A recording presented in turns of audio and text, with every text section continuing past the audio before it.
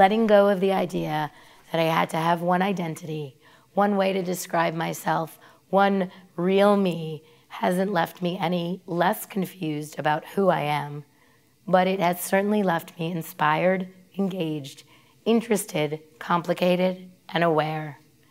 And I'd rather be all of those things than just plain old American or plain old Arab. I'm a Palestinian, Lebanese, American, Christian woman, but I grew up as a Jew in New York City. That is all the things that I am, but what I usually just say is that I'm a New Yorker, which is probably the only identity that I really can hold on to with any certainty. Most of my work is about exploring the difficulty in living between the East and the West. To me, Palestine has never actually been a real place, in the sense that my father's family left Palestine in 1947, and they went to Egypt. Well, they had another house in Egypt, so they just moved. My mother's family is Lebanese. My father's family then ultimately went to Lebanon.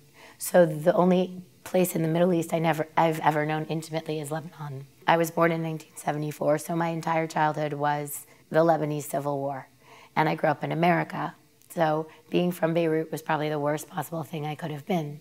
I didn't even approach being Palestinian as a little girl because it didn't mean anything to me. And it was only my father who kept saying he was Palestinian, and my brother would repeat it, but I didn't know what it was.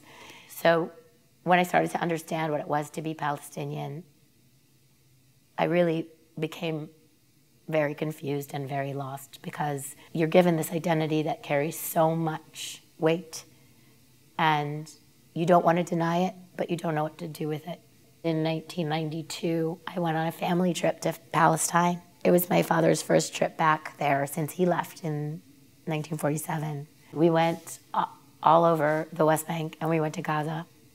And when I actually saw Palestine and felt my own heartbreak and both my disconnection and my connection to the people and the place, I essentially, in a very teenage way, because I was 18 years old, I sort of had a breakdown. I had an eating disorder at the time. I was anorexic.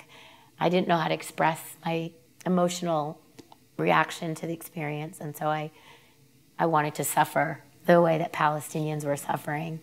And that was probably the culmination of my realization that I was Palestinian and my decision to fully embrace it and go forward, you know, telling everyone this is who I am and this is what's going on and this is what I believe in. My play, Palestine, initially evolved out of a journal entry I had written after my father passed away in 2003. I wrote about this trip to Palestine.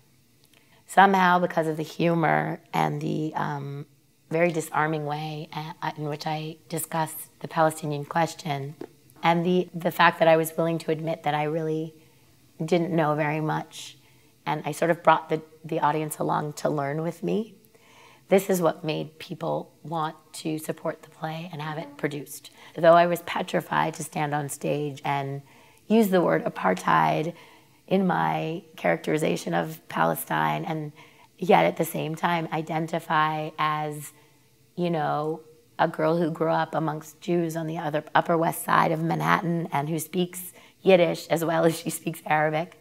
I was petrified that people would be angry and protest, but it was received amazingly well. And I wrote it for Americans. I didn't write it for Arabs.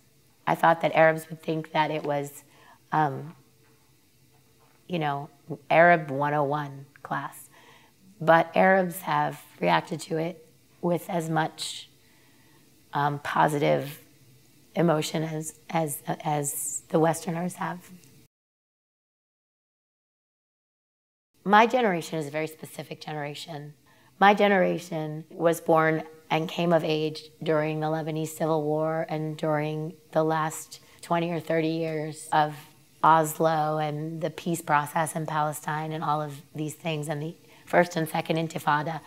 So for us, there's been a great need to find a new voice, a new way of expressing ourselves. I believe that my culture is a beautiful, wonderful, generous, embracing, loving, misunderstood largely culture. And in the place where I grew up, I was taught that this very same culture was only hatred, violence, fundamentalism, evilness. And so I think that having seen the bloodshed and having seen so much uprootedness, so much violence, and so much hatred and anger, I think that what my generation has been doing and is doing amazingly well is trying to find another way to speak about who we are and what is going on.